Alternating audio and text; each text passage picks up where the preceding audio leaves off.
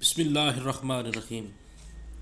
عزیز طلبہ، پاکستان کے حوالے سے آج ہم بات کریں گے جو سیکنڈ ایئر کا چیپٹر نمبر 2 ہے۔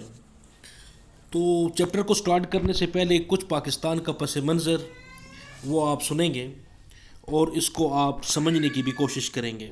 قیام کے وقت وطن عزیز 2 حصوں مغربی اور مشرقی پاکستان پر مشتمل تھا۔ یاد رکھیے گا، سن 1971 میں بھارت کی جارحیت اور چند ناگزیر وجوہات کی بنا پر ہمارا جو ملک ہے پاکستان، اس کا مشرقی حصہ الگ ہو کر بنگلہ دیش کے نام سے الگ مملکت بن گیا۔ تو عزیز طلبہ، اب سابق مغربی پاکستان ہی پاکستان کہلاتا ہے، جس کا پورا نام اسلامی جمہوریہ پاکستان ہے۔ پاکستان ایک خود مختار اسلامی ملک ہے۔ 22 کروڑ کی آبادی کے ساتھ یہ دنیا کا 5واں بڑا آبادی والا ملک ہے، اور اس کے ساتھ یہ بھی آپ نے بات ذہن نشین رکھنی ہے کہ پاکستان دنیا کا 33واں بڑے رقبے والا ملک ہے۔ اس کے جنوب میں 1046 کلومیٹر یا 650 میل کی ساحلی پٹی ہے جو بحر عرب سے جا کے ملتی ہے۔ اب اگر اس کے محل وقوع کے بارے میں اگر دیکھا جائے تو 881,913 مربع کلومیٹر، یا اس کو اس طرح بھی کہہ سکتے ہیں کہ 7,96,096 مربع کلومیٹر ہمارے ملک کا کل رقبہ ہے، جو کہ بر اعظم ایشیا کے جنوب میں واقع ہے۔ زرخیز زمین، بلند و بالا پہاڑ، دریا اور خوبصورت وادیوں کا یہ ہمارا پیارا ملک ہے، جس کا پورا نام اسلامی جمہوریہ پاکستان ہے۔ تو اگر اس کے محل وقوع کے بارے میں دیکھا جائے تو یہ بات آپ نے یاد رکھنی ہے کہ مشرق میں ہمارے ملک کا جو مشرق ایسٹ، سکرین کے اوپر آپ کو نقشہ بھی میپ بھی دیکھ رہے ہیں آپ، جو مشرق کی طرف ہے وہ بھارت ہے۔ ایسٹ ایرو، بلیک ایرو کے نشان سے آپ اس کو نشاندہی کی گئی ہے، آپ ذرا دیکھ رہے ہوں گے۔ پھر مغرب میں اگر دیکھا جائے تو افغانستان اور ایران ہے، جو یہ گرین لائن کا ایرو آپ کو دکھائی دے رہا ہے، یہ ویسٹ ایریا ہے پاکستان کا۔ تو اس طرف جو ہے وہ کون کون سے ممالک ہیں جی؟ افغانستان اور ایران۔ شمال مشرق کی طرف دیکھا جائے تو اوپر جو ٹاپ پہ ایرو آپ کو ریڈ کلر کا نظر آ رہا ہے، یہ نارتھ ایسٹ ایریا ہے، یہاں پہ چائنا واقع ہے، اس کی باؤنڈری جو ہے وہ چائنا سے جا کے ملتی ہے۔ جنوب میں جو بلیو ایرو ہے آپ کا، جنوب کی طرف ساؤتھ سائڈ جو ہے پاکستان کی، اس جنوب میں بحر عرب جو ہے وہ واقع ہے اور اس کا ساحل واقع ہے۔ تو عزیز طلبہ، اس کے ساتھ ساتھ یہ بھی بات یاد رکھیے گا کہ اس ملک کی سرحدیں، سمندری سرحدیں یا سمندری سرحدی حدود جو ہیں، وہ اگر اس طرف دیکھا جائے تو دوسری طرف عمان کی سمندری جو سرحدی حدود ہیں ان سے جا کر ملتی ہیں۔ تو یہ کچھ اس کا چھوٹا سا پس منظر تھا جو پاکستان کے حوالے سے یہاں پہ اس کا محل وقوع بیان کیا گیا ہے۔ تو اس چیپٹر کے اندر کچھ کوسچنز اور ان کے کچھ آنسر، اور جو کہ یہ ہمارا آج 3rd لیکچر ہوگا پاکستان اسٹڈی کے حوالے سے، اور اس کے اندر کچھ ہم اس کے سلیبس سے متعلقہ کچھ شارٹ کوسچن بھی لکھیں گے۔ تو اس کے ساتھ ساتھ کچھ باتیں آپ نے یہ جو سنی ہے اس کو آپ نے نوٹ بھی کرنا ہے، اس کو سمجھنا بھی ہے، اس کو لکھنا بھی ہے، اس کو یاد بھی کرنا ہے، اور باقی اسی طریقے سے ہم کرتے ہیں اگلے کوسچنز۔ جی عزیز طلبہ، کوسچن نمبر 1، پاکستان کا کل رقبہ اور آبادی لکھیں۔ تو آنسر آپ دیکھ رہے ہیں کہ پاکستان کا کل رقبہ 7,96,096 مربع کلومیٹر، اور آبادی یہ 19 کروڑ 91 لاکھ لکھی ہوئی ہے، تو اس کو تصحیح کر دی گئی ہے، تو تقریباً 22 کروڑ کے لگ بھگ آبادی ہے، تو آپ نے یہ یاد رکھنا ہے۔ اس کے علاوہ جو آبادی اور کل رقبے کا جو پس منظر تھا وہ اس ویڈیو کے آغاز کے اندر کچھ چیزیں آپ کے ساتھ شیئر کی ہیں، تو ان نکات کو بھی آپ نے ذہن نشین رکھنا ہے اور یاد رکھنا ہے۔ نیکسٹ کوسچن ہے، پاکستان کا محل وقوع بیان کریں۔ جیسا کہ میں بتا چکا ہوں کہ ویڈیو کے آغاز کے اندر ہی اس چیز کا بڑی تفصیل سے ذکر کیا گیا ہے، تو اب چونکہ سوال جواب کا سیشن ہے تو اسی تناظر کے اندر اس سوال کا جواب بھی آپ سکرین پر دیکھ رہے ہیں۔ کہ پاکستان 23.50 درجہ عرض بلد شمالی سے 37 درجہ عرض بلد شمالی اور 61 درجے طول بلد مشرق سے 77 درجہ طول بلد مشرق کے درمیان پھیلا ہوا ہے۔ یہ صورتحال جب آپ ویڈیو کے آغاز میں دیکھیں گے تو آپ کو وہ کلیئر ہو جائے گی، اور باقی وہ اس کے جنوب میں کون، مشرق میں کون، مغرب میں کون، تو وہ ویڈیو کے آغاز کے اندر اس بات کا تفصیلی ذکر آ چکا ہے۔ کوشچن نمبر 3 ہے کہ خلیج فارس سے ملکہ 2 مسلم ممالک کے نام لکھیں۔ تو یہ جو خلیجی ممالک ہیں جن کے نام آپ سکرین پہ دیکھ رہے ہیں، ایران، کویت، عراق، سعودی عرب، قطر، بحرین، تو یہ تمام ممالک جو ہیں یہ خلیجی ممالک ہیں۔ تو ان خلیج فارس سے ملحقہ یہ جو ممالک ہیں جن کے نام لکھے ہوئے ہیں۔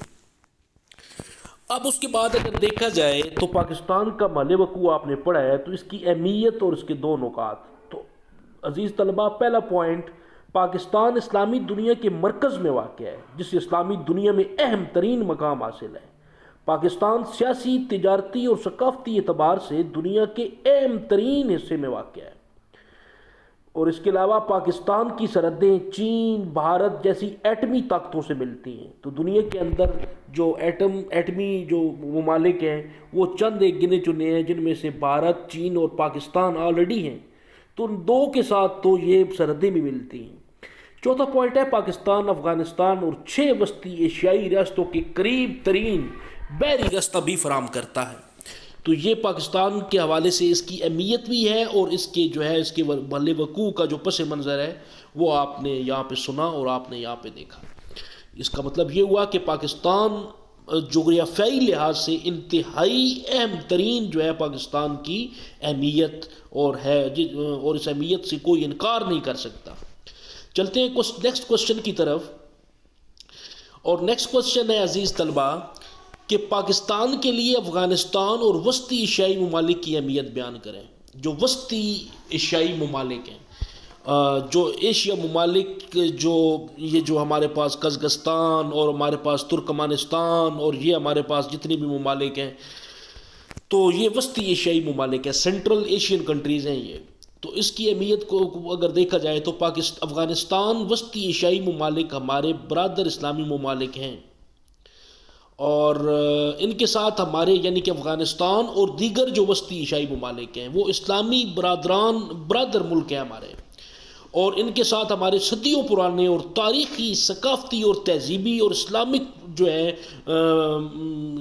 اور اسلامک کے طور پہ، اسلامی طرز کے طور پہ جو ہے یہ ہمارے ان کے ساتھ ریلیشنز ہیں، ہمارے تعلقات ہیں۔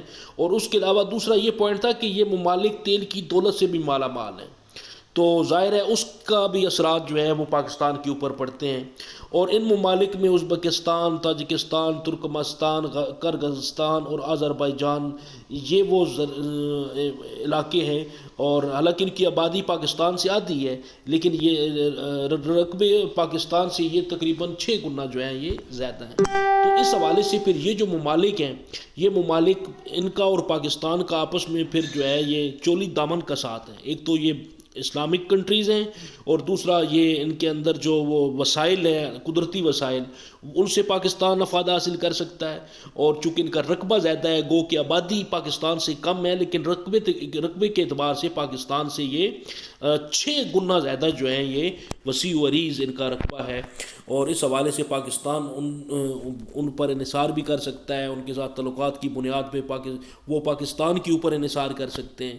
تو یہ تمام تر معاملات جو ہیں یہ سینٹرل ایشین کنٹریز کے ساتھ جو ہے وہ معاملات جو ہیں یہ اس طریقے سے ان کو نپٹایا جا سکتا ہے۔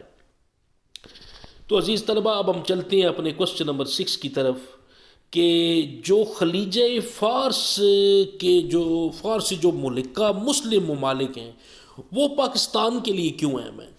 جس طریقے سے پہلے بات ذکر ہوا، یہ جو سینٹرل کنٹریز کا، وسطی ممالک کا، وسطی ایشیائی ممالک کا، تو یہ جو خلیج فارس سے تعلق رکھنے والے ممالک ہیں، تو ان کے ساتھ جو ہے وہ پاکستان کے لیے یہ کیوں اہم ہے؟ تو یہ بات بھی آپ یاد رکھیں کہ یہ ممالک بھی مختلف قدرتی وسائل سے مالا مال ہیں، جس میں سب سے سر فہرست جو ہے یہ تیل کی دولت ہے۔ تو یہ ممالک تیل کی دولت سے مالا مال ہیں، اور مسلم ممالک بھی ہیں، یعنی کہ اسلامک کنٹریز بھی ہیں۔ تو اب یہ دو ایسی باتیں ہیں کہ ایک تو برادر اسلامی مملک ہے، اور دوسرا جو قدرتی وسائل ہیں اس کے پاس، جیسا کہ تیل ہے، اس کی دولت سے بھی مالا مال ہیں۔ تو ان کے ساتھ اچھے تعلقات کا ہونا فطری طور پر ضروری ہے، اور اس کے علاوہ یہ جو اچھے تعلقات بنا کر خارجہ پالیسی کو بہتر بنایا جا سکتا ہے۔ تو مزید اگر کہیں کوئی ایسے معاملات ہیں جو زیر بحث ہونے چاہیے، تو ان معاملات کو آپ نپٹا سکتے ہیں، دیکھ سکتے ہیں، ان کو آپ بہتر کر سکتے ہیں۔ کوشچن نیکسٹ ہے آپ کے پاس، آب و ہوا کی بنیاد پر ہم پاکستان کو 4 حصوں میں تقسیم کرتے ہیں، ان کے نام لکھیں۔ تو عزیز طلبہ، آپ کو سامنے دکھائی دے رہا ہوگا کہ ایک تو ہے پاکستان کے ساحلی علاقے، پاکستان کے میدانی علاقے، مغربی پہاڑی سلسلے اور شمالی پہاڑی سلسلے۔ تو یہ پاکستان کے 4 حصے ہیں جو کس کی بنیاد پر تقسیم کیے گئے ہیں؟ آب و ہوا۔ تو کہیں پہ آب و ہوا، کہیں پہ ٹیمپریچر زیادہ ہوتا ہے، کہیں پہ درمیانہ ہوتا ہے، کہیں پہ بہت کم ہو جاتا ہے۔ تو یہ مختلف حصوں میں آب و ہوا کے لحاظ سے پاکستان کو ان 4 حصوں میں تقسیم کیا گیا ہے۔ دوبارہ سے سن لیجئے، ایک پاکستان کے ساحلی علاقے ہیں، جیسا کہ آپ پڑھ چکے ہیں کہ جنوب میں بحیرہ عرب اور پورا وہ بیلٹ ہے ایک۔ اسی طریقے سے پاکستان کے میدانی علاقے ہیں، پاکستان کے میدانی علاقوں کے علاوہ پھر مغربی پہاڑی سلسلے ہیں، وہ بھی آپ دیکھ چکے ہیں، جو افغانستان، ایران کی طرف ہیں۔ پھر شمالی پہاڑی سلسلے ہیں، یہ جو چائنا اور کشمیر کی طرف ہیں۔ تو یہ کچھ ایسے علاقے ہیں، ان کی بنیاد پہ پاکستان کو اس طریقے سے تقسیم کیا گیا ہے۔ اور کس طریقے سے کیا گیا ہے جی؟ آب و ہوا کے لحاظ سے پاکستان کو ان حصوں میں تقسیم کیا گیا ہے۔ نیکسٹ کوشچن آپ دیکھ رہے ہیں، کوشچن نمبر 8، آب و ہوا کے لحاظ سے پاکستان کو کتنے حصوں میں تقسیم کیا گیا، ان کے نام لکھیں۔ دراصل یہاں پہ اس کوشچن کو ریپیٹ کرنا ضروری نہیں تھا، وہ سیم کوشچن ہی ہے 7 کا، لیکن صرف پھر آپ اسی طریقے سے فائدہ اٹھاتے ہوئے ذرا دوبارہ سے ان کے نام سماعت فرما سکتے ہیں کہ آب و ہوا کے لحاظ سے پاکستان کو ہم 4 حصوں میں تقسیم کرتے ہیں۔ ایک تو ہمارے پاس ہے پاکستان کے ساحلی علاقے، پاکستان کے میدانی علاقے، مغربی پہاڑی سلسلے، شمالی پہاڑی سلسلے۔